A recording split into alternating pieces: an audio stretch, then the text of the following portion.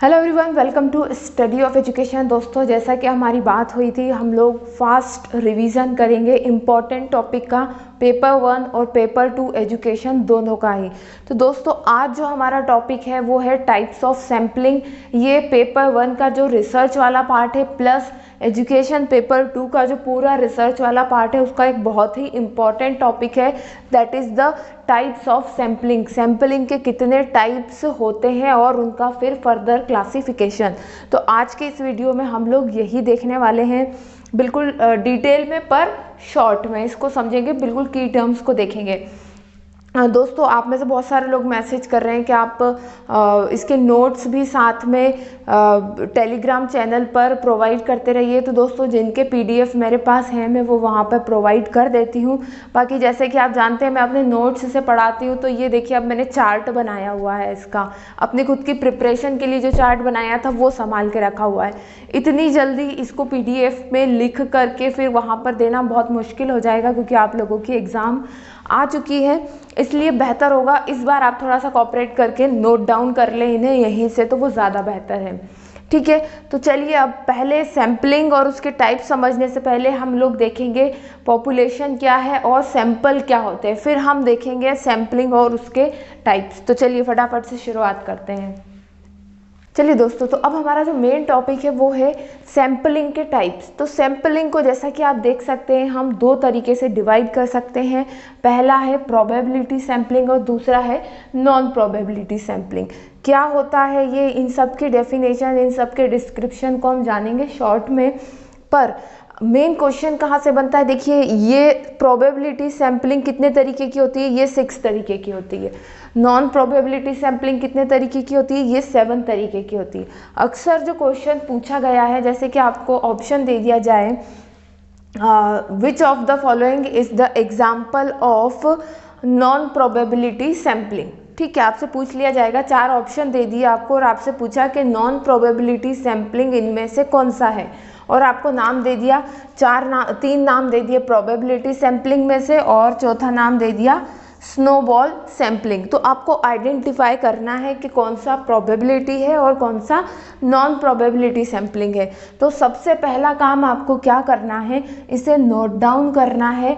Note down करने के बाद हमेशा ये याद रखना है कि नॉन प्रोबेबिलिटी सैम्पलिंग कितने तरीके की है, 7 टाइप्स की है और इनके नाम। ऐसे ही प्रोबेबिलिटी सैम्पलिंग और इनके नाम, बिल्कुल कंफ्यूज नहीं होना है कि स्ट्रेटिफाइड सैम्पलिंग प्रोबेबिलिटी है या नॉन प्रोबेबिलिटी है, पर्पस सैम्पलिंग क्या है, प्रोबेबिलिटी वाला है या नॉन प्रोबेबिलिटी। तो सबसे पहला क्वेश्चन इस सेक्शन से यही बनता है। अब हम 1 बाय 1 इनको फटाफट से समझेंगे। तो सबसे पहले आप इसको नोट कर लीजिए। सबसे पहले देखेंगे पॉपुलेशन क्या है, फिर सैंपल क्या है और फिर सैम्पलिंग के टाइप्स देखेंगे। पॉपुलेशन क्या है, पॉपुलेशन आप कब निकालने के लिए जाते हैं या पॉपुलेशन आप कब पढ़ते हैं, जब आप कोई एक रिसर्च करना चाह रहे हो और वो रिसर्च आप किसके ऊपर करेंगे। तो जाहिर सी बात है आपको कुछ लोगों को चुनना होगा, कहाँ से चुनेंगे उन लोगों को आप, तो उसके लिए आपके पास होती है पॉपुलेशन। पॉपुलेशन वो ग्रुप ऑफ एलिमेंट्स या पीपल या सिटी या कोई इंस्टीट्यूट होता है जहाँ पर आपके डिज़ायर्ड कैरेक्टर्स आपको दिखते हैं। सपोज मैं चाहती हूँ, we want to study the relation between emotional intelligence and job satisfaction in nurses. ठीक है, तो ये स्टेटमेंट क्या कह रहा है मेरी रिसर्च का, कि नर्सेस जो हैं उनके इमोशनल इंटेलिजेंस और जॉब सेटिस्फैक्शन में क्या रिलेशन है, ये मैं स्टडी करना चाहती हूँ। तो अब मैं किसके ऊपर स्टडी करूँ, मुझे नर्सेस के ऊपर करना है। ठीक है, अब नर्सेस इंडिया में भी बहुत है, दुनिया में भी बहुत है, मैं जिस स्टेट में रह रही हूँ, जिस सिटी में रह रही हूँ उसमें भी बहुत है। तो कौन सी नर्सेस की मैं बात कर रही हूँ, तो सपोज मैंने मान लिया भोपाल, जैसे मैं भोपाल में रहती हूँ तो भोपाल की जितनी भी नर्सेज हैं उनके इमोशनल इंटेलिजेंस और जॉब सेटिस्फैक्शन में क्या रिलेशन है, ये मैं स्टडी करूँगी। तो क्या मैं भोपाल की सारी नर्सेस को स्टडी कर सकती हूँ एट प्रेजेंट? नहीं, ये बहुत ब्रॉड हो जाएगा। ठीक है, तो यहाँ पर जितनी भी नर्सेज इन भोपाल, सपोज ये इतनी नर्सेज हैं, या नंबर्स में आप मान लें कि सपोज 100 नर्सेज हैं, तो ये 100 नर्सेज क्या हो गई, पॉपुलेशन हो गई मेरी। मतलब कि इनमें मेरे डिज़ायर्ड कैरेक्टरिस्टिक हैं जिनको मैं स्टडी करना चाहती हूँ। ठीक है, ठीक। तो डिज़ायर्ड कैरेक्टरिस्टिक्स जो है वो इन भोपाल की नर्सेज में है, पर क्या मैं सारी नर्सेज को पढ़ सकती हूँ, उनकी स्टडी कर सकती हूँ? क्या नहीं। तो मैं इनमें से कुछ नर्सेज को सिलेक्ट करूँगी और उन नर्सेज के पर जो स्टडी होगी वो इन सारी की सारी 100 नर्सेज पर लागू हो जाएगी। सपोज़ मैंने यहाँ से सिलेक्शन किया, एक छोटा नंबर लिया यहाँ से, कुछ क्राइटेरिया सेट करके, सपोज 10 मुझे नर्सेज मिली। ठीक, 10 नर्सेज मिली जिनके ऊपर मैं स्टडी करूंगी और इस स्टडी से जो भी रिजल्ट आएंगे वो इन 100 की 100 नर्सेज पर लागू हो सकते हैं, जर्नलाइज हो सकते हैं। तो ये पूरी नर्सेज क्या कहलाएंगी? मेरी पॉपुलेशन। और ये इस पॉपुलेशन को रिप्रेजेंट करने वाली 10 नर्सेज मेरे लिए क्या कहलाएंगी? सैंपल कहलाएंगी। और इस सैंपल को चुनने का अलग अलग तरीका होता है, जैसे मैंने आपको शुरुआत में बताया, नॉन प्रोबेबिलिटी की 7 और प्रोबेबिलिटी की 6 तरीके होते हैं जिससे आप सैंपल को चूज कर सकते हैं। तो वो क्या हो जाती है? सैंपलिंग मेथड्स हो जाती हैं। होप आप लोग मेरी बातों को समझ पा रहे होंगे। ये जो एक लार्ज नंबर होता है जिसमें आप जो स्टडी करना चाहते हैं उसके कैरेक्टरिस्टिक जिन लोगों में प्रेजेंट होते हैं उसको हम पॉपुलेशन कहते हैं।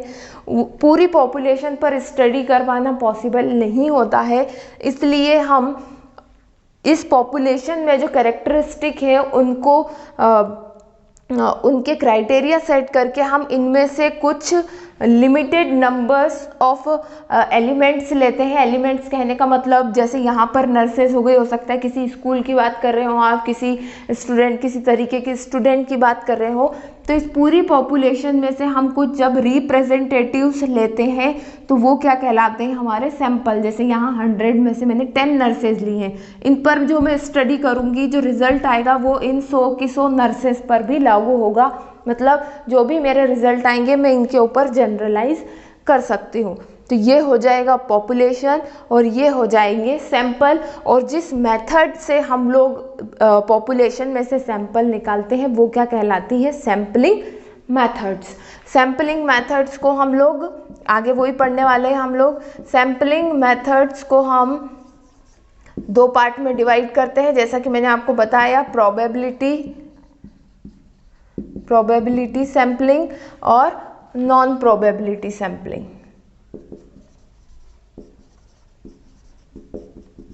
ठीक, और फर्दर इनका डिवीज़न। अब हम इसको डिटेल में थोड़ा सा पढ़ेंगे। होप आप लोग देख पाए होंगे वहाँ पर। चलिए आगे का तो हम यहाँ पर देखेंगे।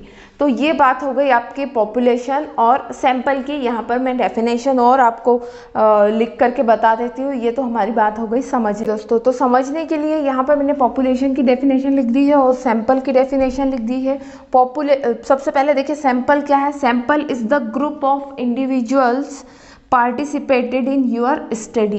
तो जो भी आप स्टडी करने जा रहे हैं, जैसे कि मैंने यहाँ पर बताया, मैं नर्सेस के जॉब सेटिस्फेक्शन और उनके इमोशनल इंटेलिजेंस की स्टडी करना चाहती हूँ, तो मैंने 10 नर्सेस को चुना है। तो ये 10 नर्सेस मेरा क्या हो गया? यहाँ पर सैंपल हो गए जिनके ऊपर मैं स्टडी करूँगी।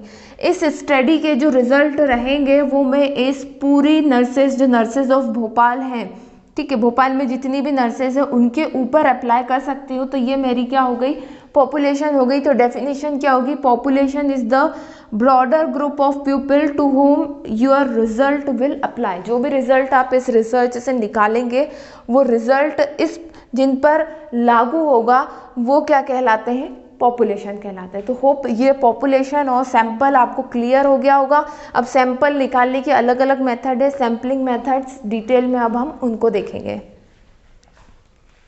अच्छा, एक चीज़ यहाँ पर मैं और बताना चाह रही थी। एक स्टेटमेंट है दैट सैंपल इज, कहाँ पर लिख दूँ मैं? यहाँ पर दिख रहा है आप लोगों को? Yes, sample is always a subset of population। ये आपको ध्यान रखना है, बहुत इंपॉर्टेंट ये है कि सैंपल क्या है, पॉपुलेशन का सबसेट, एक पॉपुलेशन का एक छोटा सा पार्ट होता है, यहाँ से जैसे निकाला हुआ, ठीक है। Sample is the subset of population, population में से ही आप सैंपल को निकालते हैं, सैंपल पॉपुलेशन का एक छोटा पार्ट होता है, ठीक है। चलिए आगे बढ़ते हैं। पहले कवर करेंगे हम लोग प्रोबेबिलिटी सैम्पलिंग, जिसका दूसरा नाम है रैंडम सैम्पलिंग भी। इसके कुछ की पॉइंट्स देख लेते हैं, बहुत ज़्यादा डिटेल में नहीं जाएंगे हम लोग, बिल्कुल की पॉइंट्स पे चलेंगे। रैंडम सैम्पलिंग में क्या होता है, जैसे मैंने आपको एग्जांपल दिया था 100 नर्सेस का, वो आपको दिमाग में रख करके चलना है।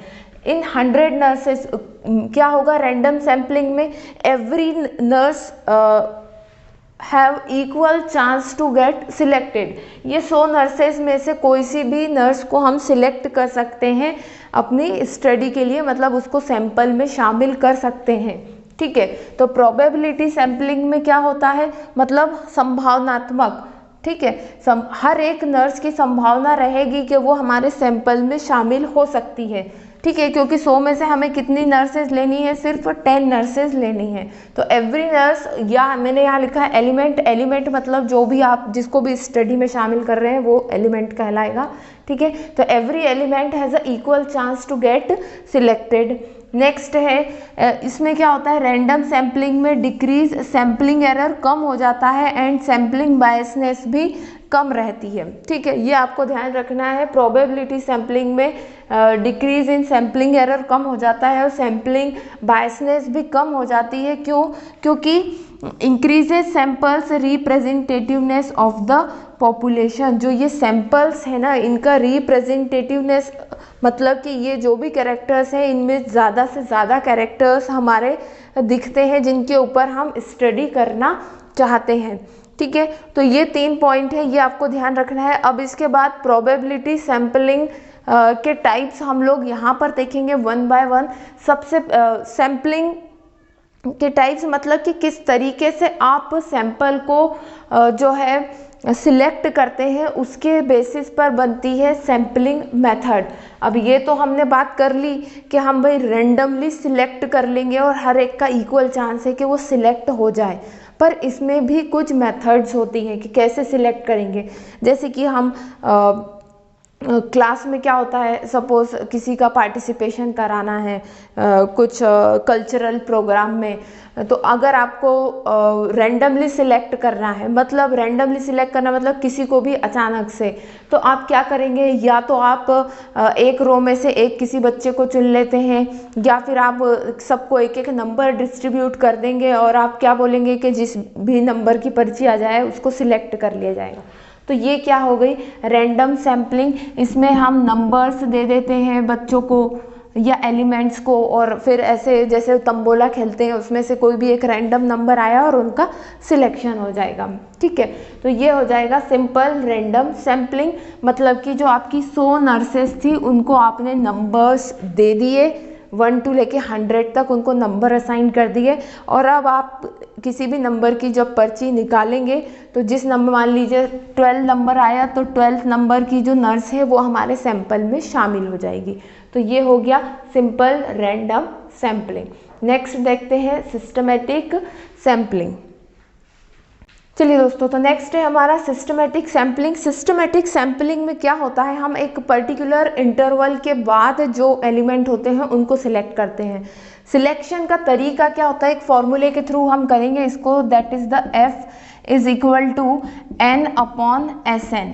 ये सिस्टमेटिक सैम्पलिंग के लिए फॉर्मूला यूज होता है। कैसे, N क्या है यहाँ पर, N है पॉपुलेशन, आप ये ध्यान रखिए। SN क्या है यहाँ पर, SN है हमारा सैंपल का नंबर, मतलब सैंपल में हम कितने बंदे चाहते हैं, और F क्या है, फ्रीक्वेंसी इंटरवल, ठीक है। अब फ्रीक्वेंसी इंटरवल कैसे निकालेंगे, जितना फ्रीक्वेंसी इंटरवल आएगा उस तरीके से हम लोग बंदे लेंगे। इसको एग्जांपल से समझे, हमारी पॉपुलेशन का नंबर कितना है 100 नर्सेज हैं और सैंपल में हम कितनी चाहते हैं 10, ठीक है।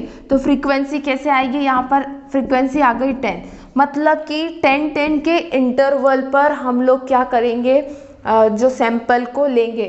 जैसे कि 1 to 10, तो 10th नर्स को ले लिया हमने, फिर 10 से 20 तो 20th नंबर की नर्स हमारे सैंपल में आ गई, फिर 30th नंबर की नर्स हमारे सैंपल में आ जाएगी। तो ये क्या हो गया, ये सिस्टमेटिक सैंपलिंग हो गई।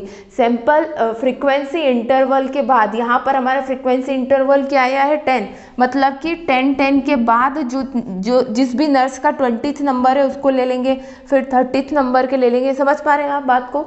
10 के इंटरवल के बाद 10 कैसे आया, इस फॉर्मूले से। ओके, नाउ नेक्स्ट है हमारा स्ट्रेटिफाइड सैम्पलिंग। इसको देखते हैं क्या होता है ये। तो स्ट्रेटिफाइड सैम्पलिंग में हम क्या करते हैं, 2 स्टेप्स में करेंगे। पहले हम स्ट्रेटिफाइड मतलब कि स्ट्रेटा लेवल्स बना देना, अलग अलग ग्रुप बना देना। स्ट्रेटिफाइड सैम्पलिंग में हम 2 स्टेप्स में सैम्पलिंग की प्रोसेस पूरी करते हैं। सैंपल 2 स्टेप्स में निकलते हैं। सबसे पहले हम स्ट्रेटिफाइड मतलब फॉर्मेशन ऑफ स्ट्रेटा, स्ट्रेटा मतलब कि ग्रुप, ठीक है, 2 ग्रुप बनाएंगे हम। वो ग्रुप एज के अकॉर्डिंग हो सकते हैं, जेंडर के अकॉर्डिंग हो सकते हैं, इंटरेस्ट के अकॉर्डिंग हो सकते हैं। सपोज हमने यहाँ बात करी मेल एंड फीमेल की, मेल एंड फीमेल, तो पहले 2 ग्रुप बन गए। पहले में हमने क्या बनाया, ग्रुपिंग कर दी पहली स्टेप में, और दूसरे स्टेप में हम क्या करेंगे, रैंडम सैम्पलिंग के थ्रू चूज कर लेंगे, रैंडम सैम्पलिंग के थ्रू चूज कर लेंगे, वही नंबर असाइन करके, या फिर आप सिस्टमेटिक सैम्पलिंग भी वहाँ पर यूज़ कर सकते हैं। तो समझ पा रहे हैं स्ट्रेटिफाइड सैम्पलिंग में क्या है, स्ट्रेटा मतलब कि 2 ग्रुप बनाना, 2 लेवल बना देना, और ये ग्रुप या लेवल किसी भी चीज़ के अकॉर्डिंग, किसी भी कैरेक्टरिस्टिक के अकॉर्डिंग हो सकते हैं। यहाँ पर हम अपने एग्जाम्पल में ले रहे हैं मेल और फीमेल। फीमेल नर्सेज भी होती हैं, मेल नर्सेज को हम वार्ड बॉयज़ भी कह देते हैं कई बार, ठीक है। तो ये बात हो गई। उसके बाद जब आप ग्रुप बना देंगे, फिर आप रैंडम सैम्पलिंग करके निकालेंगे, ताकि आपका जो डाटा हो वो क्वालिटेटिव भी होता है और क्वांटिटेटिव भी होता है। इससे plus homogeneous result, homogeneous group बन जाते हैं, तो आपके रिजल्ट और ज़्यादा वैलिड माने जाते हैं यहाँ से, ठीक है। नेक्स्ट है क्लस्टर सैम्पलिंग। क्लस्टर सैम्पलिंग कैसे करते हैं इसको मैं बताती हूँ अब।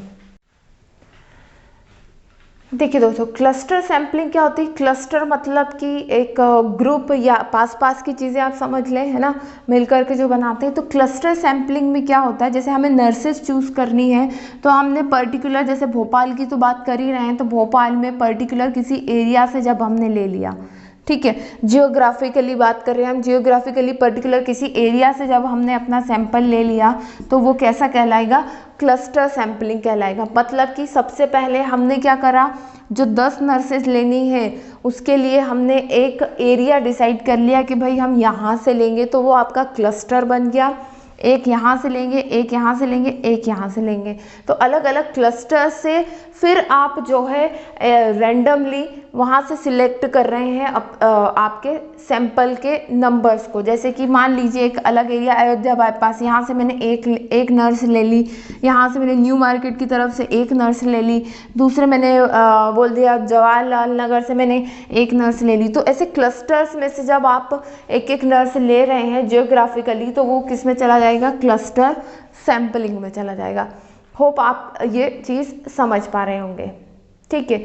चलते हैं नेक्स्ट स्टेज सैम्पलिंग की तरफ। ये एक एक लेने के बाद आप जो है एक भी ले सकते हैं, ज़्यादा भी ले सकते हैं। यहाँ से अभी मैंने डायरेक्ट आपको बता दिया कि आप एक ले लीजिए। मान लीजिए आपने यहाँ से 5 ली, अगर आप 5 लेते हैं तो फिर आप उसके ऊपर रैंडम सैम्पलिंग अगेन कर सकते हैं अपने नंबर्स को कम करने के लिए, ठीक है। अब चलते हैं स्टेज सैम्पलिंग करते हैं। ये क्लस्टर सैम्पलिंग का ही फर्दर एक्सटेंशन है। सपोज जैसे मैंने आपको बताया क्लस्टर सैम्पलिंग में सिर्फ हम एरिया वाइज चल रहे हैं, ठीक है, अलग अलग एरिया। मान लीजिए ये न्यू मार्केट वाला था, अब हम इसको फर्दर और बढ़ाएं, हर एक एरिया से हम लोग लेंगे अपने सैंपल को, या हम कह दें यहाँ पर नर्सेस को सिलेक्ट करेंगे। तो सबसे पहले तो मैंने बोल दिया कि भाई हम न्यू मार्केट में जो हॉस्पिटल है वहाँ की नर्सेस को लेंगे।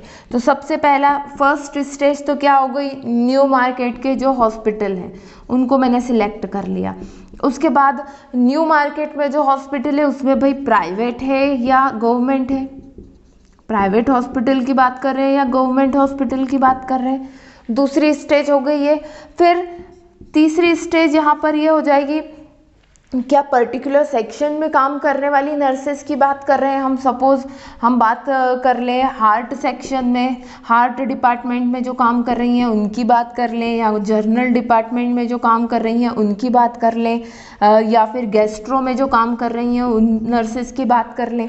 तो आप जब सैंपल को ढूंढने के लिए, सैंपल को कलेक्ट करने के लिए जब आप अलग अलग क्राइटेरिया सेट कर देते हैं, स्टेजेस लगा देते हैं उसमें, तो वो किस में चला जाता है, स्टेज सैम्पलिंग में। और यहाँ तक होते होते आप बहुत स्पेसिफिक होते जाएंगे, और अगर आपकी स्टडी बहुत ज़्यादा ब्रॉड है तो फिर आप बिल्कुल स्पेसिफिक, लास्ट स्पेसिफिक पॉइंट पर पहुँचने के बाद अगेन वहाँ पर आप रैंडम सैम्पलिंग कर सकते हैं।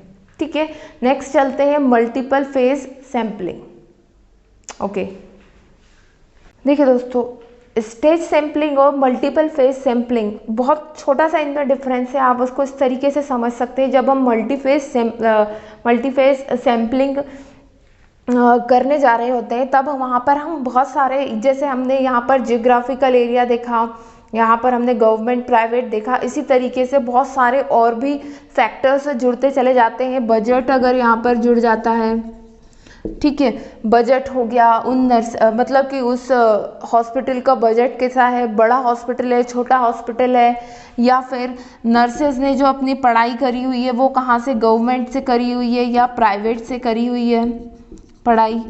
ठीक है, एक्सपीरियंस को भी अगर हम इसमें जोड़ लें, कितना एक्सपीरियंस था उन नर्सेस को, कितना किसका ज़्यादा था, किसका एक्सपीरियंस कम था।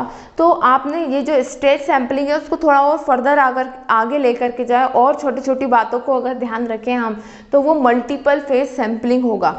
इससे क्या होगा, आपका जो सैंपल होगा उसका जो क्राइटेरियाज होंगे, उसके जो कैरेक्टरिस्टिक होंगे वो बहुत ज़्यादा स्पेसिफिक होते चले जाएंगे। अगर आपके क्राइटेरिया स्पेसिफिक होते चले जाते हैं तो फिर उनका जो जर्नलाइजेशन होता है वो बहुत ही एक्यूरेटली आपके पॉपुलेशन पर हो सकता है, पर उसका पॉपुलेशन एरिया फिर कम होता चला जाता है। कहने का मतलब ये है कि ज़रूरी नहीं कि फिर वो आपके पूरे पॉपुलेशन पर फिट बैठ जाए। क्यों? क्योंकि हम इस तरीके की सैम्पलिंग में बहुत ही ज़्यादा स्पेसिफिक होते चले जाते हैं। ठीक है, तो ये था हमारा प्रोबेबिलिटी सैम्पलिंग, या आप कह सकते हैं रैंडम सैम्पलिंग। ये आपको इनके नाम मेजरली ध्यान रखना है और क्या क्या होता है इसमें ये ध्यान रखना है। नेक्स्ट वीडियो जो होगा उसमें मैं कवर करूँगी नॉन प्रोबेबिलिटी सैम्पलिंग, क्योंकि 7 टाइप्स ऑफ सैम्पलिंग को वहाँ पर हमें डिस्कस करना है। तो होप आज का वीडियो आप लोगों को समझ में आया होगा। कोई डाउट हो, कुछ भी हो, आप नीचे जो लिंक, नीचे जो डिस्क्रिप्शन है वहाँ पर सब कुछ, हमारा टेलीग्राम ग्रुप, ईमेल आईडी और फेसबुक पेज, सब कुछ का लिंक दिया हुआ है। आप वहाँ से हमारे साथ जुड़ सकते हैं। कोई क्वेरी हो तो ईमेल कर सकते हैं। तो फिर मिलते हैं नेक्स्ट वीडियो में, तब तक के लिए best of luck and bye.